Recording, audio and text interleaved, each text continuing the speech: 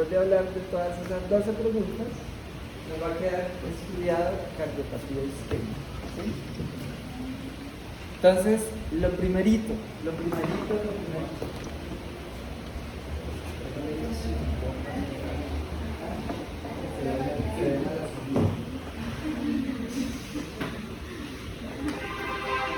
Bueno, lo primero, miren, es cómo se clasifican las cardiopatías isquémicas. De ahí debemos arrancar. Entonces, ¿quién me cuenta, quién sabe cómo se clasifican las cardiopatías isquémicas? Sin mirar lo que se acuerda.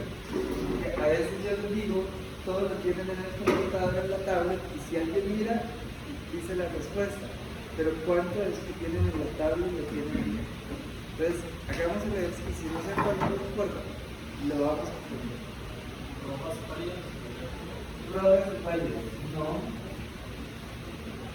¿Quién da un curso?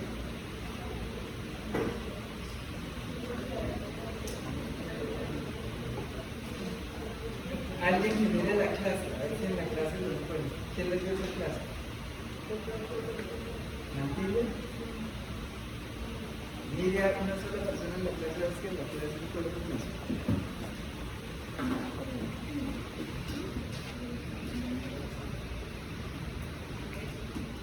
Bueno, el que primero lo encuentre. ¿Ya lo encontraron?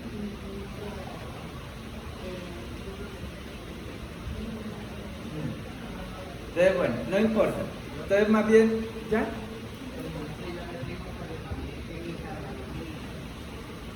Pero no es la clasificación. No, sí, pero no. No importa.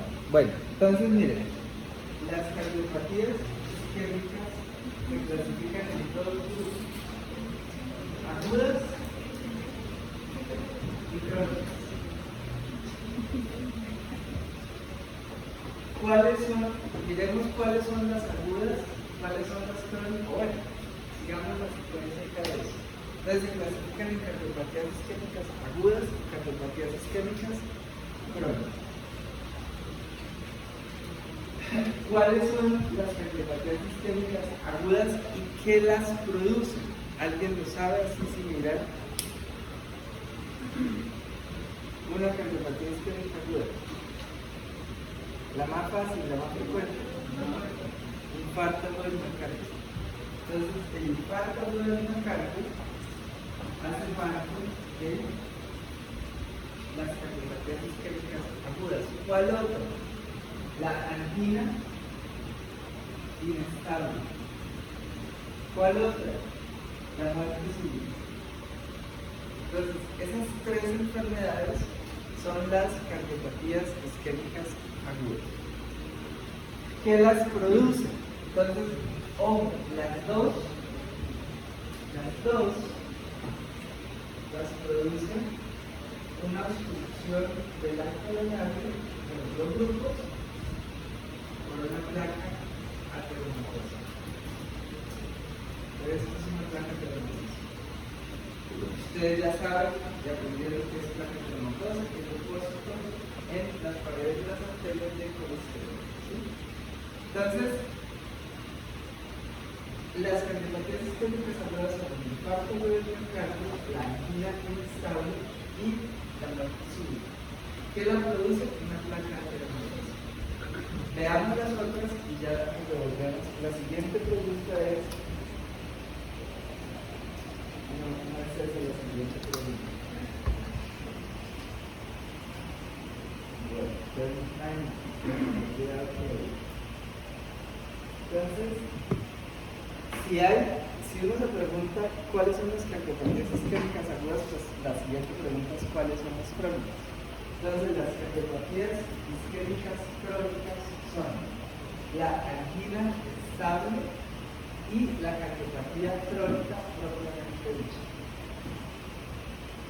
Cuando decimos aguda o crónico, ¿qué nos está diciendo? Que las agudas ocurren una isquemia aguda que produce una enfermedad. Y la crónica, que esa obstrucción se va a dar con el tiempo y no es tan grave como las otras. Entonces, ojo, mire que una similitud entre agudas y crónicas, ¿cuál es? Que ambas las produce una placa teronatosa. Pero ¿cuál es la diferencia o qué marca la diferencia para que estas sean agudas? La diferencia se da en que haya una obstrucción total. Entonces, ¿cuándo se produce una aguda? Cuando esta placa teronatosa se complica. Y ustedes ya aprendieron que hay 6 complicaciones de la placa teronatosa, ¿cierto? Los aneurismas, la calcificación, la disección, la hemorragia, los trombos y la ruptura. Esas son las 6 complicaciones de una placa teronatosa. Cuando esa placa teronatosa está en la coronaria izquierda y se complica porque sangra, porque se forma un trombo, se obstruye la luz por completo. Entonces, conclusión. ¿Cuáles son las cardiopatías isquémicas agudas? El infarto agudo del miocardio, la arritmia inestable y la muerte súbita. ¿Qué las produce? Una placa teronatosa complicada. Complicada con un trombo, complicada con una hemorragia. ¿Cuáles son las cardiopatías isquémicas crónicas? La arritmia estable, la cardiopatía isquémica crónica propiamente dicho. ¿Qué las produce? Una placa teronatosa complicada. ¿Quedó claro? Bueno, entonces, de ahí arrancamos. Ahora, como estamos hablando de anginas, mire que angina aparece por acá, inestable, angina aparece por acá. Entonces, hablemos de angina. Si yo les pregunto qué es angina, ¿qué me dirían? Que lo sepa, sin mirar en la red. ¿Cómo? Dolor, no le oyeron, ¿cierto? Dolor fuerte. ¿Qué es lo que dice? Dolor fuerte. ¿De cabeza, de pies? Yo no asocio siempre a Entonces, para usted no es dolor torácico fuerte. ¿Alguien dice otra cosa? Presión en el pecho. Entonces, bueno, aquí, ¿por qué les pregunto? Porque si ustedes se meten en la red, no se metan, y colocan angina, la angina se define como un dolor precordial. O sea, es muy ambiguo el término. Entonces vamos a aclarar qué es angina, porque es que un dolor precordial puede ser por muchas cosas. Puede ser hasta por una condritis, ¿sí? Entonces, o un dolor en tórax, o dolor en pecho, o sea, seamos más específicos. Entonces, ¿qué es una angina? Es un dolor torácico originado en el corazón, ¿cierto? Allá reduce las posibilidades, que puede ser causado por 2 cosas: por una placa ateromatosa, en el caso de la angina inestable y la angina estable, o por un vasoespasmo. Entonces, esa es la definición de angina: es un dolor precordial que es producido por una hipoperfusión, no por una isquemia, por una hipoperfusión, por una placa ateromatosa complicada o no, o por un vasoespasmo. Entonces, cualquiera que sea la causa, ¿qué es lo que va a producir? Hipoperfusión, no infarto, no isquemia. Luego aparecen 3 tipos de angina. Se habla de angina estable, inestable y de Prince-Metal.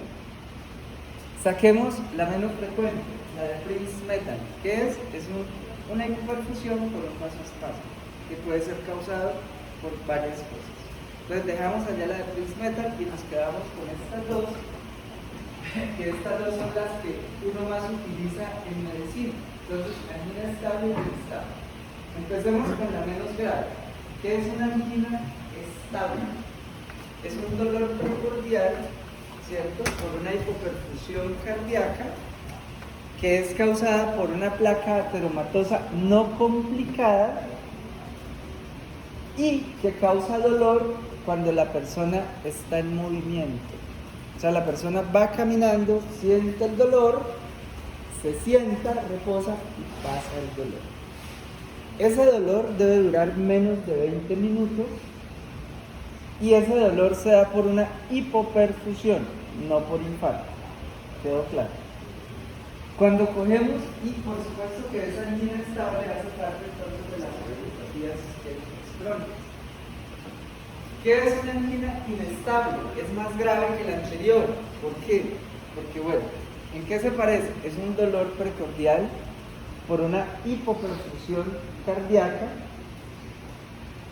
que es causado por una placa ateromatosa complicada. Entonces ya me está diciendo que la obstrucción es mayor, ¿cierto? En la angina inestable el dolor puede durar hasta 20 minutos. El dolor se presenta en reposo o en movimiento, o sea, la persona camina todo el tiempo, hay dolor. Y es más, algunos dicen que puede haber muerte de algunos miocardiocitos.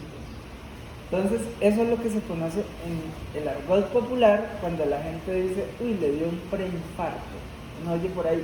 Y es más, la gente dice, al tercero se muere. ¿Cierto que sí? Sí, la gente dice eso. Sí, seguro que sí. Dice, le dio un preinfarto, al tercero, bailas. Tiene su lógica, porque es que si a alguien le dan 3 eventos de cardiopatía isquémica aguda, pues la posibilidad de que le den un infarto es muy grandota, con 1, con 2, entonces es ya más severo. Bueno, entonces, después de dejar esas anginas, que ya las repetimos un poquito, entonces conclusión, sí, en la historia natural de un infarto, de una placa ateromatosa, puede haber primero una angina estable, después una inestable. ¿Y cuál es el paso siguiente? Que haya un infarto agudo del miocardio. Bueno, ¿qué es un infarto agudo del miocardio? Entonces, ya cogiendo todo lo que hemos dicho, es una cardiopatía isquémica aguda que se da por una placa ateromatosa complicada. Oigan, el 95% de las veces lo produce una placa ateromatosa. O sea, queda un 5% que causa el infarto y no es una placa ateromatosa.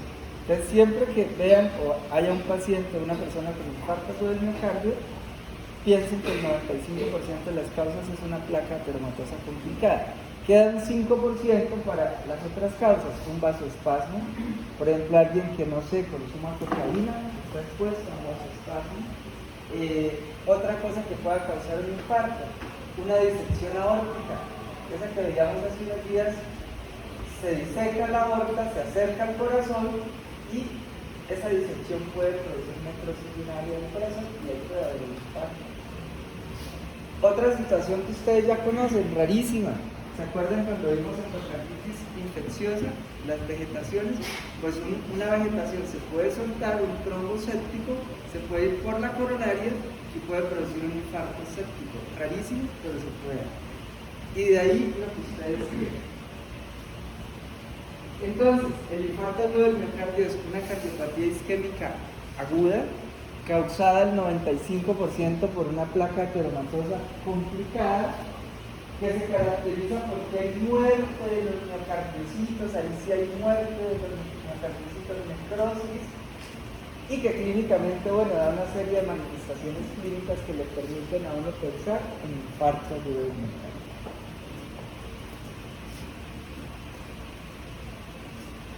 ¿Cuáles son los factores de riesgo para placa ateromatosa? Entonces, si cogemos o partimos de que el 95% de los infartos agudos del miocardio son producidos por una placa ateromatosa complicada, quiere decir que los factores de riesgo son los mismos de una placa ateromatosa. ¿Cuál es el principal factor de riesgo de una placa ateromatosa? La hipercolesterolemia. O sea, ¿quién tiene riesgo de infarto? Quien tenga hipercolesterolemia, porque la hipercolesterolemia le va a producir placas ateromatosas en la coronaria izquierda y la posibilidad de un infarto es muy grande. Entonces, ese es el principal factor de riesgo.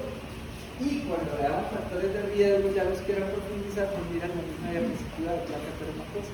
Ese estudio de Framingham son los factores de riesgo. Entonces, por eso, ven esto, porque ¿cómo sabe uno que alguien está en riesgo de sufrir un infarto agudo del miocardio? Con un perfil lipídico.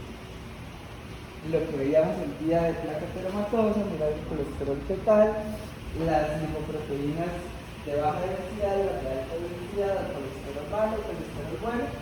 ¿Y cómo sabe uno que la persona tiene riesgo? Porque el colesterol está por arriba de 200, porque las LDL, que es el colesterol malo, está por arriba de 100 miligramos por decilitro, y porque las HDL, que es el colesterol bueno, está por debajo de 150 miligramos por decilitro. Entonces, con un perfil lipídico, uno identifica ¿cómo?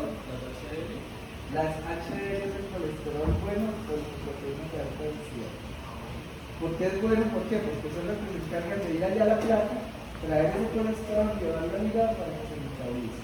Y la LDL, que es el colesterol malo, se encarga de coger el colesterol que se consume en los tejidos y llevarlo a las arterias. Y bueno, si a eso le sumamos los otros factores de riesgo y la persona es diabética, es hipertensa, fuma, pues el riesgo de un infarto es mucho más grande. A eso suman la obesidad, más riesgo de infarto. Bueno, ¿cuál es la principal etiología del infarto del miocardio? 95% de las veces una placa ateromatosa en la coronaria izquierda. No me pregunten por qué en la izquierda y por qué no en la derecha, no lo sé, pero eso sí.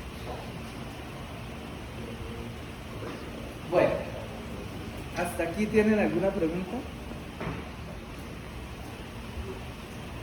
Entonces, hablemos ahora de morfología. Cuando hablamos de morfología de los infartos, ya sabemos varias cosas. Primero, que los infartos se clasifican en pálidos y hemorrágicos. Lo aprendimos hace unos días, ¿cierto? ¿Qué tipo de infartos son en el corazón la mayoría de las veces? Pálidos, y ya sabemos las cosas por las que son pálidos. Eso es lo primero. El día que veíamos infartos en trastornos cívicos y hemodinámicos, también aprendimos que los infartos pueden ser sépticos y no sépticos. La mayoría de los infartos agudos del miocardio son no sépticos, la minoría son sépticos. ¿Cuáles? El ejemplo de esa endocarditis infecciosa, el émbolo séptico que se suelta y produce un infarto séptico. Raro, pero se puede dar. Entonces, conclusión, los infartos en el corazón son pálidos y no sépticos, ¿sí?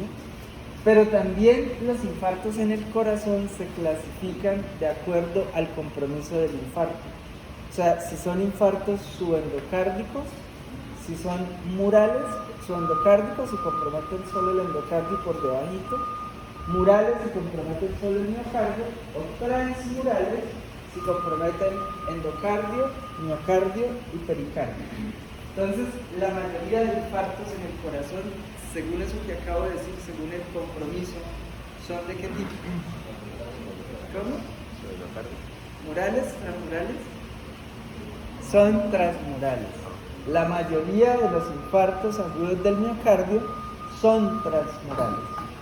Y tiene su razón de ser, porque a ver, si estas son las tres capas del corazón, endocardio, miocardio y pericardio, ¿quién irriga el endocardio? La sangre que está en las cámaras por difusión, ¿cierto? ¿Quién irriga el miocardio y el pericardio? Las ramas de las coronarias. Y cuando hace un momento les decía, la rama que más se compromete es la coronaria izquierda, la rama que irriga el septum, el ápex y la cara anterior. Entonces, si se obstruye la coronaria izquierda, esa rama, pues el infarto no va a ser tan pequeño y el infarto tiene que ser transmural. Entonces, conclusión, la mayoría de los infartos son transmurales por lo que acabamos de mencionar. Y de hecho, de ahí se deduce una conclusión grandota, y es que el sitio del corazón que con mayor frecuencia se infarta es la región anteroseptal.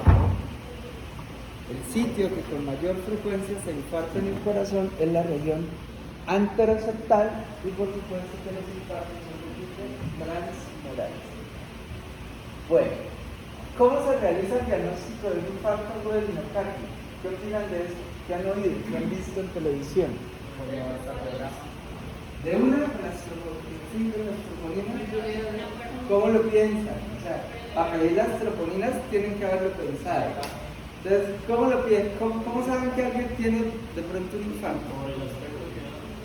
Por el aspecto. Bueno, aquí dijeron troponinas, no es lo primero. Una sola persona. El aspecto de la persona. ¿Cómo es el aspecto de la persona infartada? Está caída.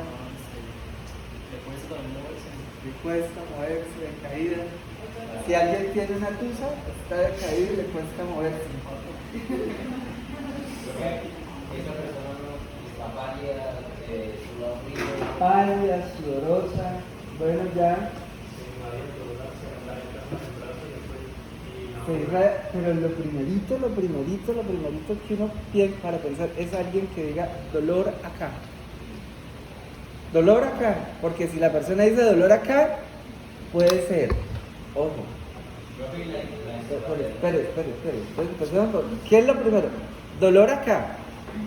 Si alguien llega a 20, 30, ¿me duele acá? ¿Así? Dicen, o tiene una tusa o tiene un infarto. Porque cuando hay tusa también duele acá. Las dos. Entonces, dolor, pero ojo, dolor, pero miren la edad. Porque hay ocasiones que personas de 20, 25 años antes de un parcial les da dolor acá. Y van a urgencias y los incapacitan. Y los papás se asustan. Ay, pobrecito, mi chilito estudiando medicina y con tanto que estudies, eso puede ser un infarto. Eso puede ser una condritis. Entonces, si la persona tiene 20 años y tiene un dolor acá, alguien de 20 años tendría un infarto solo en una situación, ¿en cuál? Si tiene hipercolesterolemia familiar. Pero nadie que no tenga, a nadie le va a dar un infarto a los 20, a los 25, entonces no se lo creen de mucho. ¿Sí? Entonces, el dolor es un dolor precordial, pero si la persona es joven, descarten una condritis, descarten un espasmo. Cuando uno va al gimnasio y hace pesas o ejercicios que a veces hay dolores musculares, ¿sí? Descarten una crisis de ansiedad o de histeria. Los hombres, pero sobre todo las mujeres, cuando tienen mucha ansiedad, hacen crisis conversivas y puede dar un dolor acá. Pero si la persona, miren lo contrario, o sea, si la persona tiene 20 años, pues sí, hay que estudiarlo, pero pues yo como que no lo creo mucho. Pero si aquí en el extremo hay una persona de 60, 70 años y tiene un dolor acá, tengo que descartar el infarto. Si tiene 70 años y tiene un dolor acá, hay que descartar el infarto. Si tiene un dolor acá, o por acá, o por acá, hay que descartar el infarto. Entonces, la edad cuenta. El dolor del infarto, sí. El dolor del infarto se describe como un dolor agudo, abrupto, tipo opresivo. Se puede irradiar a la mandíbula, al hombro, a la mano, a la cintura. Es más, la persona puede tener clínica de una enfermedad idiopática y dolerle aquí el epigastrio, pero si tiene 70 años puede ser un infarto que está camuflándose. Entonces, la edad cuenta y el tipo de dolor. Surge una pregunta, entonces cuando hay infarto del miocardio hay dolor. ¿Por qué se produce dolor precordial en el infarto? ¿Cuál es la razón? ¿Cuál es la explicación?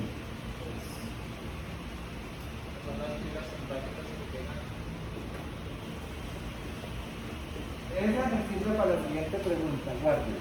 ¿Pero por qué duele? Porque hay muerte de los miocardiocitos, porque se necrosan, porque mueren.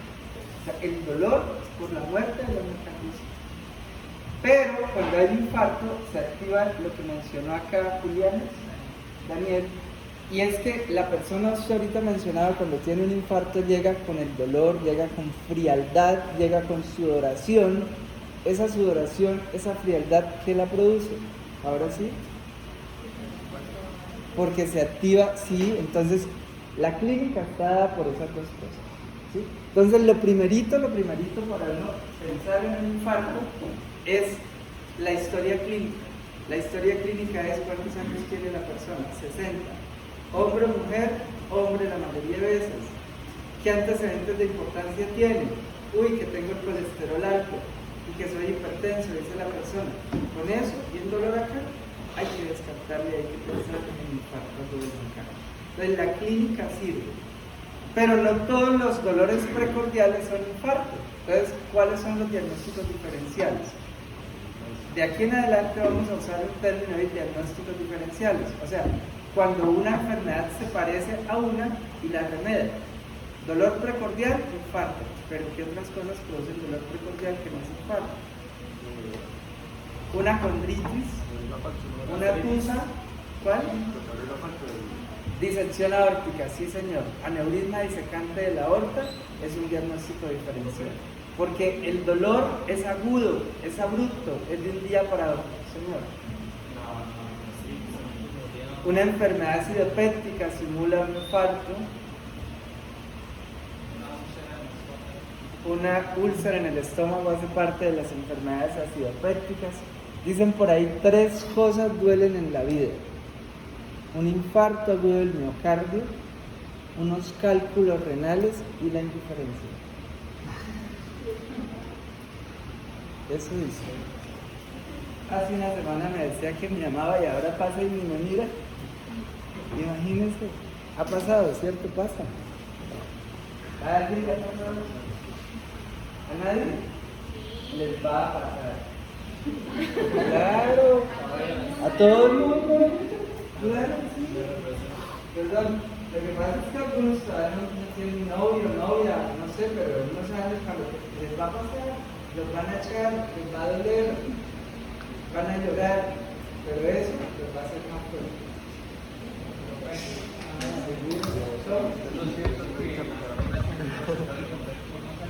Pero estamos, es cierto que sí, porque la persona, o sea, el Estado, mire, yo les digo y a veces yo no sé cómo se lo tomen, pero el estado emocional de la persona cuenta muchísimo para todo. O sea, alguien que viva en tristeza crónica se enferma, se muere. Alguien que odie crónicamente le da cáncer. En serio. Alguien que tenga mucha tristeza, sí, se termina infartando. Y ustedes lo oyen, se muere la persona, el abuelito, queda la señora, al mes se murió la señora. De la tristeza porque se le fue el otro. Pero bueno, volvamos. Listos los diagnósticos diferenciales. Entonces, una disección aórtica, una enfermedad acidopéptica, cualquier condición abdominal, una pancreatitis, una colecistitis puede ser diagnóstico diferencial, e incluso un edema agudo del pulmón puede ser un diagnóstico diferencial porque hay dolor. Entonces, uno piensa en el infarto con la clínica y con la historia clínica.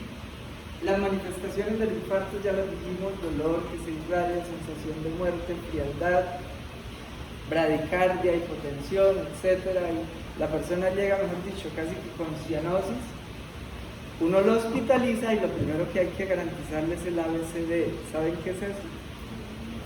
Cuando un paciente ingresa en malas condiciones a un servicio de urgencias, usted le garantiza el ABCD, algo así como la vía aérea. Entonces le pone oxígeno, le canaliza una vena, lo pone en reposo y pues empiezan las cosas, porque no puede pedirle enzimas sin antes ponerle, por ejemplo, oxígeno, o si hay mucho dolor habrá que darle algo para el dolor, ¿sí? Y canalizarle una vena antes de que, si es un infarto, recuerden que los infartos se complican con un shock hipovolémico, un shock cardiogénico. El choque cardiogénico es hipotensión, y si hay hipotensión, ya uno no lo puede coger la vena. Entonces, tengan en cuenta eso. Entonces, uno lo sospecha. Ahora, ¿qué enzimas? Usted es la que sabe enzimas, ¿cierto? ¿Usted es la que es troponina? Dígame 10 enzimas que se utilizan para el diagnóstico del infarto agudo del miocardio.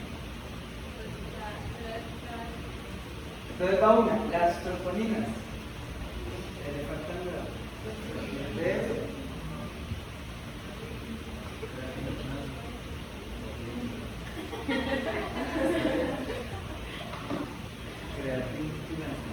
hay personas que sienten que la veo por primera vez.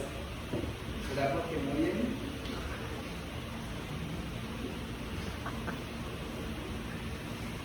No lo digo por ustedes. Por ejemplo. Pero no, primero no lo recuerdo. Yo no sé cómo hablar la memoria, voy a contarles algo. Tiene una memoria impresionante. O sea, pasa un estudiante, lleva como 30 años de docente. Pasa de pronto alguien por la calle, una médica que terminó hace 25 años. Claro, Juliana Peña, yo me acuerdo, usted tenía un tío que tenía, bueno, que era la persona así. De 25 años después de todo. Otra cosa que es muy impresionante, le gustan los reinados. Y llega y usted le dice: Ernesto, ¿quiénes fueron las 5 finalistas en Miss Universo de 1986? Le dice fulana, fulana, fulana, fulana el país, y es más, y ella perdió porque respondió tal cosa. Pero a veces no se acuerdan de eso. Tiene una memoria muy buena. Pero me perdí, ¿por qué fue el cuento? En las enzimas. Y estábamos diciendo, no, yo me acordé que habían algunos que no recuerdo, por ejemplo, al caballero de camisa tropical. ¿Su nombre cuál es? Farid. ¿Cómo? Farid.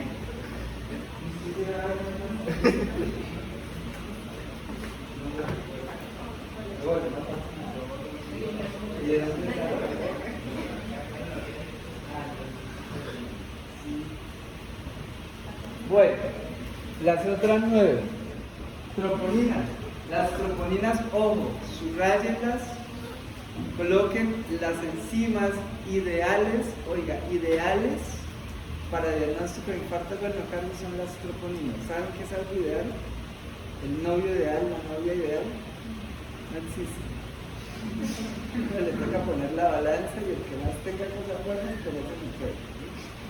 Pero ideal es algo que cumpla todo. Ideal es que sea efectivo, que sea barato y que sea específico. Entonces, las troponinas son las enzimas ideales. ¿Por qué? Por dos cosas. No porque sean baratas, porque son específicas. O sea, se elevan es porque se murió el miocardiocito, no se elevan por ninguna otra condición. Y si no se elevan es porque no se han muerto los miocardiocitos. Entonces son específicas. Y segundo, porque pueden durar días después del infarto, hasta 7 días se ha documentado. Entonces eso hace que sean específicas. Las demás, que pueden ser la hemoglobina, la creatinasa, ¿cuáles otras? Troponina, proteína C reactiva, proteína, ¿cuál? Transaminasa, la GOT, la GPT, todas las que quieran, pero son muy específicas. Y hoy por hoy, en todos los sitios se piden las troponinas. ¿Cómo se puede estar seguro de la angina? ¿Cómo? ¿Cómo se puede estar seguro de la angina? ¿De la angina? Sí, de la angina.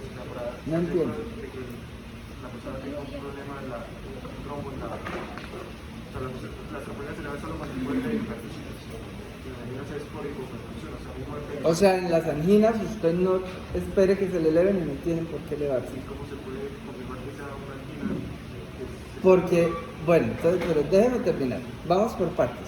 O sea, en medicina pocas cosas son exactas. ¿Cuál es la patología? En serio. O sea, uno coge la lámina y dice, es cáncer. Pero si usted hace un lado la patología, lo demás son impresiones diagnósticas. Entonces, en medicina nunca pretenda con una sola cosa hacer diagnóstico, si no le toca coger varias. Y eso es lo que vamos a concluir. Denme unos minuticos y si después de concluir todavía no queda, vuelve y levanta la mano, ¿sí? Entonces, enzimas hay muchas, la que van a pedir es las troponinas. Pero bueno, se me olvidaba algo ahí, perdón, ahí me salté una cosa. Íbamos en que llega el paciente con dolor precordial, con sudoración, piensa en un infarto, le da el ABCD, lo siguiente es un electrocardiograma, porque uno lo puede hacer ahí en urgencias. Entonces le hace un electrocardiograma, de hecho ustedes van a aprender a tomar electrocardiogramas y por supuesto que a leerlos. ¿Qué vamos a ver en el electrocardiograma? ¿Alguien sabe los hallazgos de un infarto del miocardio en el electro? Bueno, les confieso algo, detestaba la electrocardiografía. O sea, me sabía lo básico, pero me caía gordo. Y esas personas que cogen y hablan 1000 cosas de... Uy, me quedan gordas. En serio, es que no, miren. ¿Cómo? Bueno, pero no pasa, pero me tocaba aprenderme lo básico de coger si tiene infarto o un infarto antiguo. Bueno, lo básico me lo sabía, pero detestaba la electrocardiografía. Pero ustedes deben aprenderla porque les va a tocar interpretar. Entonces, le hacen el electro, salieron los cambios. Entonces ya llevamos dos cosas. Aquí me preguntó si por clínica la persona tiene 60 años, un dolor precordial, sudoración, le hacen electro y salen los signos de infarto, tiene el infarto. O sea, casi que pues sí, le pido las troponinas, pero ya no necesito las troponinas para decir, hay el infarto. Pero ojo, Lo contrario, ténganlo en cuenta. Si esa persona de 70 años que tiene esa clínica de infarto le hacen el electro y no sale nada, no descarten el infarto. O sea, porque hay personas que están infartadas, se están infartando y no hay cambios en el electrocardiograma. Entonces no podemos coger una sola cosa, no podemos coger solo la clínica, solo el electro, sino vamos a coger todo. Después de eso se le hacen las enzimas y pues si las enzimas, las troponinas están elevadas, tienen infarto. Ahora, si la persona tiene la clínica, el electro no sale nada y las troponinas no están elevadas, no salen, pues probablemente sí no tiene el infarto, ¿sí? Aunque tengan en cuenta que las troponinas pueden durar elevadas varios días, entonces si al otro día le repite las troponinas y nada, esa persona no tiene infarto. O sea, con clínica, con electro y troponinas negativas, ahí puede entonces ir empezando a descartar el infarto. Porque siempre que hay un infarto, tarde o temprano usted tiene que elevar las troponinas. O sea, no hay un infarto sin elevación de las troponinas. Bueno, entonces las enzimas ya quedaron claras. ¿Cuáles serían los diagnósticos diferenciales de los infartos? Ya lo mencionamos, ¿cierto? La condritis, la disección aórtica, la excusa. No quiero extenderme a las complicaciones, pero quiero hablar algo de morfología. O sea, de morfología no traigo imágenes, que vamos a ver allá, pero sí quiero que quede muy claro todo. Partamos de algo que ya dijimos, y es que los infartos en el corazón, recopilemos morfología. Los infartos en el corazón son pálidos, los infartos en el corazón son transmurales, ¿cierto? Hasta ahí vamos bien. Entonces, cuando se habla del infarto agudo del miocardio, yo no traje esa tablita, pero ustedes la van a encontrar en su texto de Robbins, una tabla que dice evolución del infarto. Entonces dice evolución del infarto en las primeras 12 horas, los 2 días, los 7 días y luego de 12 días. A mí no me interesa que se aprendan toda la subdivisión, pero sí que por lo menos se aprendan qué ve uno a los 12 días, a las 12 horas, a los 2 días, al séptimo día y después de 12 días. Porque es que eso sí marca la diferencia. Entonces, hablemos de hallazgos macro y hablemos de hallazgos micro. ¿Qué se ve en un infarto macroscópicamente antes de las 12 horas en la mayoría de los infartos? ¿Quién sabe? Mira la pregunta, ¿qué se ve? Si esto es el corazón y está infartado, lleva 6 horas, ¿yo qué veo en el área infartada? No sé, en términos generales nada. La mayoría de las veces, porque puedes ir a la C, pero en general uno no ve nada. Y aquí viene algo, y es una típica pregunta que siempre les hago. A ustedes ya les va a tocar volver a ser rural, porque ahora es obligación. Hasta hace un año se salvaban algunos, de aquí en adelante todos hacen rural. Y si todos hacen rural, hay la posibilidad de que en algún momento les digan hay una autopsia médico-legal. Y si usted es rural y le piden autopsia médico-legal, pocas cosas lo salvan. Pero lo salvan. Si uno sabe, lo salva. Porque ¿quién quiere hacer autopsia médico-legal? Ni yo que era patólogo.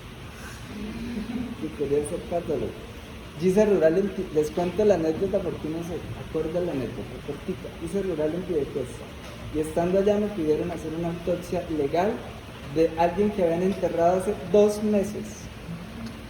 Yo decía, pero yo qué voy a ir a ver allá, o sea, yo no soy antropólogo, puros gusanos, pichera y contar los huesos y qué más puedo hacer, pero me tocaba. Llegué muy aburrido como a esta hora ya al cementerio de Piedecuesta, cuadré el carro, aburridísimo, a que me mostraran un poco huesos y mirarlos y anotar y ya. Cuando llegué, las autopsias médico-legales se pueden hacer en los morgues de los cementerios, debe haber un sitio. Me dijeron, doctor, no hay agua. Eso me salvó. O sea, si no hay agua, usted no se puede untar de eso porque se imagina. No había agua, entonces lo sacaron de todas maneras, llamaron a medicina legal se lo trajo de Piedecuesta aquí a Campo Hermoso. Usted se imagina sacar la medicina legal por la autopista a toda velocidad. el olor que podía emanar ese vehículo, pero me salvé. Entonces, ojo con eso. Si no hay los medios de protección, la moraleja concluye acá, si no hay los medios de protección necesarios, como máscaras de gases, guantes anticorte, agua, mesón, eso lo salva. Porque imagínense ya la última situación, alguien de la calle le propinan un tiro, le piden autopsia médico legal a ustedes. Esa persona, ustedes no saben si tiene HIV, si tiene hepatitis, y ustedes sin unos guantes anticorte no se pueden exponer. Entonces, repasen esas cosas porque eso sí los puede salvar. Que digan que no quiero, qué pena, le toca hacerlo. Volvamos. Entonces, pero el cuento iba a que si están haciendo su año rural y sospechan que la persona se infartó, alguien, por ejemplo, que 50 años, un dolor precordial acá y 2 horas después del dolor murió, entonces piden autopsia, pero de pronto alguien aparece y dice, ojo, yo creo que fue que la novia que estaba peleada le dio un bebedizo. Con que alguien diga eso, ya es autopsia médico legal, porque sospechan envenenamiento. Entonces, a esa persona que sospecha el envenenamiento, pero que tiene un dolor precordial que fue evidente, cuando ustedes hagan la autopsia tienen que explorar el corazón. Pero acabamos de decir algo, pasaron 2 horas, dolor, 2 horas, se murió. En 2 horas pretenden ver algo en el corazón en un infarto, pero la pregunta es usted cómo hace para documentar si era un infarto en su año rural. O sea, hay 2 salidas.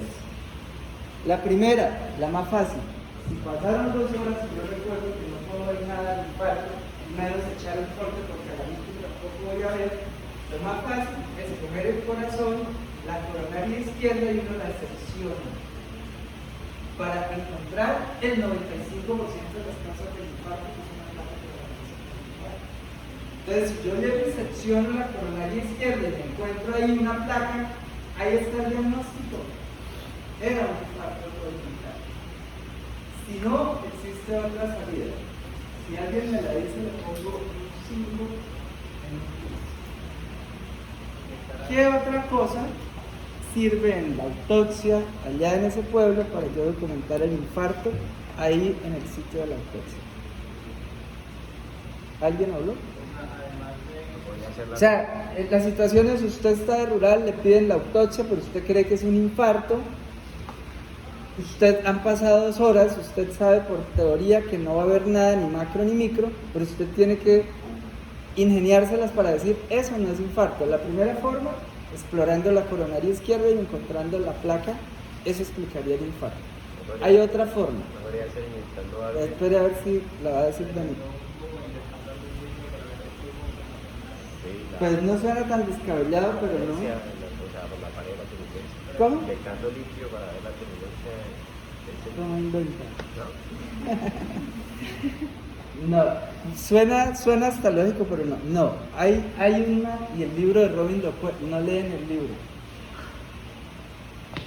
Alza la mano quien antes de venir de acá leyó el libro Infarto.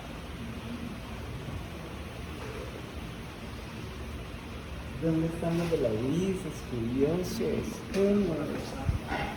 No saben qué de la UIS, no sé qué le estoy echando el sitio. Pregrado y posgrado. Ojo, cogen ese corazón y hay sales de tetrazoílo. Entonces uno sumerge el corazón en sales de tetrazoílo, búsquenlo en el libro, verá que lo encuentran en Robbins, y el área infartada toma un color distinto. Entonces son las 2 opciones que uno tiene para documentar eso. Ahí en el texto, como tal, como sales de tetrazoílo no la menciona, pero sí póngale que difenil tetrazoílo, pero ahí lo menciona. Listo, entonces volvamos. A las 12 horas macroscópicamente no hay nada. Si acaso unas áreas de hemorragia, y microscópicamente al microscopio de luz no se ve nada. Pero si uno tuviese un microscopio electrónico, no se vería con un microscopio electrónico. Vería las bandas de contracción o la ruptura de las fibras del músculo cardíaco o vería ondulación de la fibra, pero con microscopio electrónico. O sea, conclusión, a las 12 horas no esperen ver nada. De pronto, áreas de hemorragia, porque ustedes saben por definición que los infartos pálidos al inicio son hemorrágicos, ¿cierto? En este caso, que solo fueron 2 horas antes de que no se diera, ¿cuánto es el plazo máximo o mínimo para que no se va a analizar la sesión de sangre? ¿Las enzimas? A ver, la respuesta no la sé, pero lo que sí yo sé es que si la persona murió y van 5 o 6 horas, esa sangre ya no va a dar ninguna prueba positiva, pero el tiempo no lo sé. Lo ideal es en vida que se le tome sangre para encima, pero post-mortem no es usual y no sirve mucho usarlas para detectar. Claro, porque una acción fácil es tome sangre y mándelo encima, pero no. Bueno, a los 2 días ya aparece algo que ustedes conocen, necrosis coagulativa. Entonces es repetir lo que ya saben. Macroscópicamente, ¿cómo se ve la necrosis coagulativa? Macroscópicamente. Un área blanca, bordes bien definidos, se preserva la estructura. Ya se les olvidó.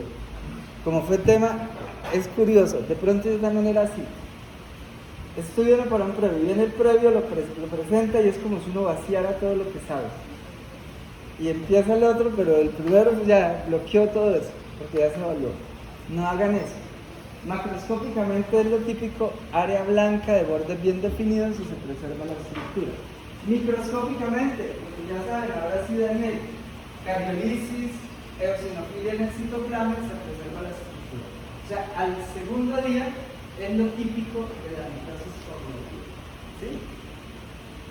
Al séptimo día, les pregunto, ¿será que al séptimo día todavía hay los hallazgos típicos de la necrosis coagulativa? Aquí es cuando les digo, recuerden la inflamación. Si se necrosa un tejido y la persona no muere, ¿qué se activa? La cascada de la inflamación. Y a los 7 días ya han llegado las células de la inflamación, macrófagos, a ver qué pasó. Entonces uno al séptimo día macro que ve, ya no ve la típica necrosis coagulativa, la puede ver blanca, pero ya dice que es reblanquecida. Ya casi que si usted metiera el dedo, pasa el dedo, ¿sí? Y microscópicamente, ¿qué vamos a ver? Respuesta inflamatoria. O sea, muchos macrófagos, muchos polimorfos, detritos, limpiando todo lo que se dañó. Después de 12 días, ¿qué vamos a ver? Una cicatriz fibrosa. Antes de 12 días no prolifera el tejido fibroso. Entonces, macroscópicamente va a ser una cicatriz fibrosa y microscópicamente lo mismo, una cicatriz fibrosa. Fibroblastos y matrices celulares. En esencia, eso es lo que tienen que saber. No se compliquen la cosa, ya el libro subdivide esto grandote, es lo que tienen que saber. No les voy a preguntar a los 3 días y 5 horas que ven, no. O a los 2 años, ¿qué ven? Una cicatriz. O sea, después de 12 días, uno no sabe si son 12 días, 20 días, un mes, 2 meses, un año. O sea, se ve una cicatriz fibrosa. ¿Sí? Quedó listo los hallazgos morfológicos. Lo único que vamos a ver aquí en morfología es macro, pero la micro repasa en el texto, pero mire que con esa muestra de todo lo que hemos hablado. De pronto lo que menos nos va a preguntar es la micro, porque hay tantas cosas por preguntar como para yo ponerme a decir cuál es el principal hallazgo patológico de un infarto, si hay cosas más. Con esto terminamos. ¿Cuáles son las complicaciones de un infarto agudo del miocardio? Pero antes de continuar, yo les he dicho que parte de cuando ustedes estén en patología, estén viendo una enfermedad, siempre después de la clase pregúntense cuál es la historia natural. O sea, empezó así, se dio la enfermedad y cómo termina. O sea, siempre traten de tener el esquema grande de la historia natural de un infarto, en este caso de un infarto y en los otros casos de la enfermedad. Entonces vayamos construyendo la historia natural de un infarto del miocardio. ¿Con qué empieza? ¿Con qué empieza todo? Con una cicatriz. O sea, después de 12 días uno no sabe si son 12 días, un mes, 2 meses, un año. O sea, se ve una cicatriz fibrosa. ¿Sí? Quedó listo los hallazgos morfológicos.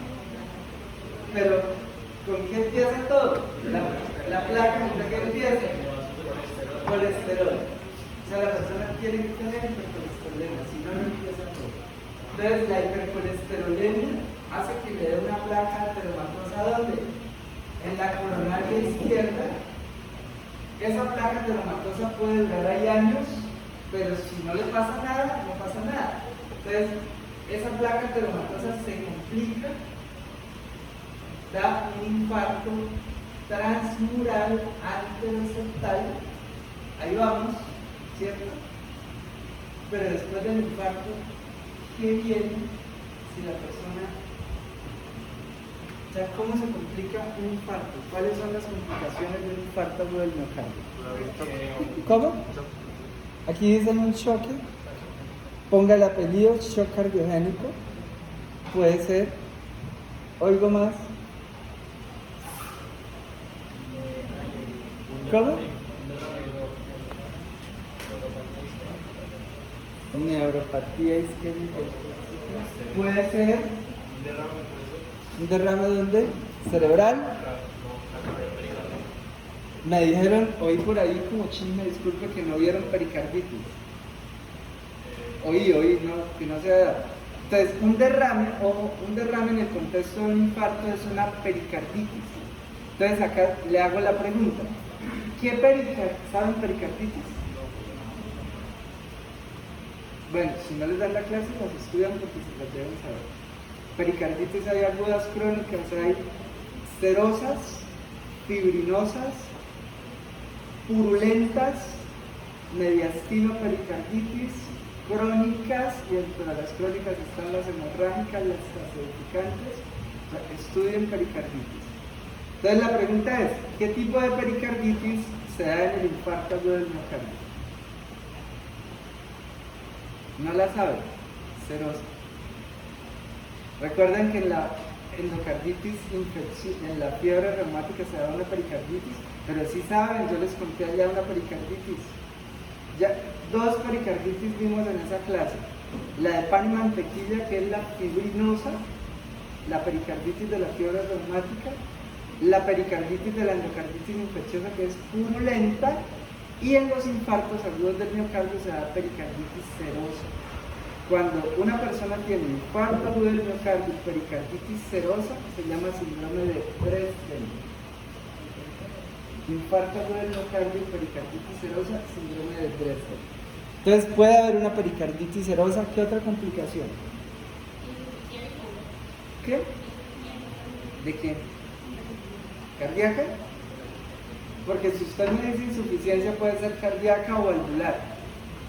Y las dos pueden darse y son distintas. Puede haber una insuficiencia cardíaca, puede haber una insuficiencia valvular. Si, imagínense que el infarto ocurrió cerca de la válvula aórtica, se necrosó esa área cercana, pues la válvula deja de funcionar y hay una insuficiencia valvular. Por aquí ahorita Daniel mencionó algo, que la tristeza rompía los músculos papilares.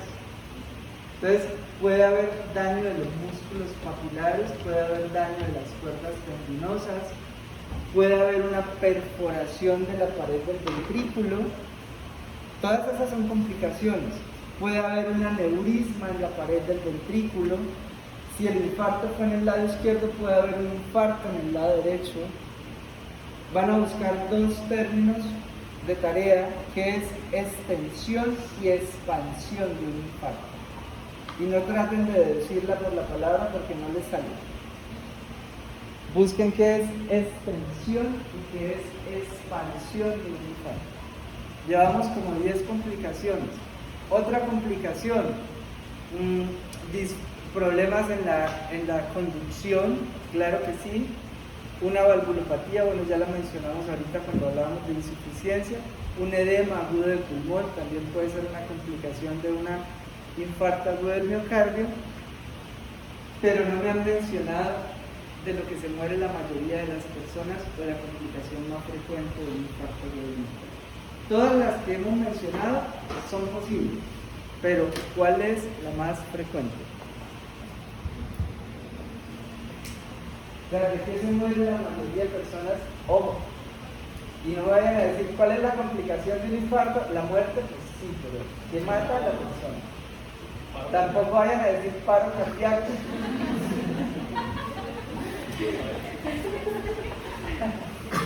Y esto, mire, para efectos de ¿van a hacer todas las autopsias este año? ¿Sí? O sea, no vayan a decir nunca en causa final de muerte en una autopsia paro cardiorrespiratorio, porque todo el que se muere se le para el corazón y el pulmón. Entonces, ojo con eso. ¿Cuál es? Tibio. Es una posibilidad, pero no es la más frecuente. Caliente. Las arritmias. O sea, la complicación más frecuente de un infarto agudo del miocardio es la arritmia. La que quiera, clasifíquela como quiera, pero lo que más mata a la mayoría de personas con un infarto es la arritmia. Entonces, si estamos construyendo la historia natural, hay que ponerla.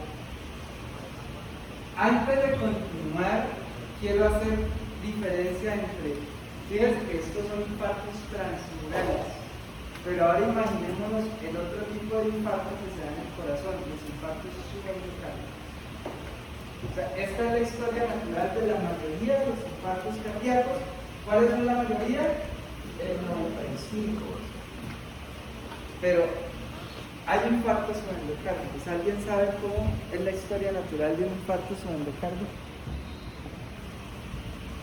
¿Con qué empieza todo? Bueno, voy a decirse. Entonces, listo. Complicaciones de los infartos ya quedaron listas. Les puedo preguntar por lo menos 12 y las hago. Las vivimos. Las vuelvo a repetir rápido. Arritmia, que es lo más importante. Puede haber una expansión, una extensión.